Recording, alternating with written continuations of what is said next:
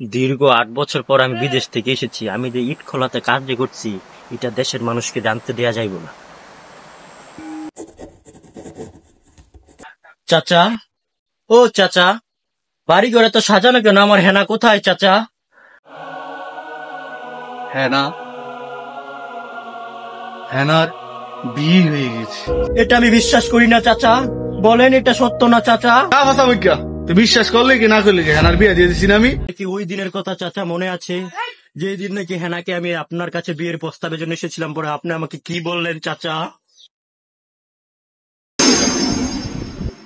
চাচা, আমি আপনার মেয়ে হেনাকে চাচা আমি অনেক ভালোবাসি চাচা, তাকে আমি বিয়ে করতে চাই চাচা। তোর মতো ফকিন্নির সাথে আমি আমার হ্যানাকে বিয়ে দিব না। চাচা, আজ আমি চলে যাচ্ছি চাচা, ঠিকই একদিন আমি 2 হাত ভরে টাকা নিয়ে আসবো, আমি হেনাকে বিয়ে করতে চাচা। এই নেন চাচা, ওই দিন আমি টাকার জন্য হেনাকে বিয়ে করতে পারি না, আজ আমি কোটি কোটি টাকার মালিক। নেন চাচা 2 ব্যাগ টাকা। গেন্দা, তোকে তো হেনা দিতে পারলাম না। এই নে হেনা ছাও।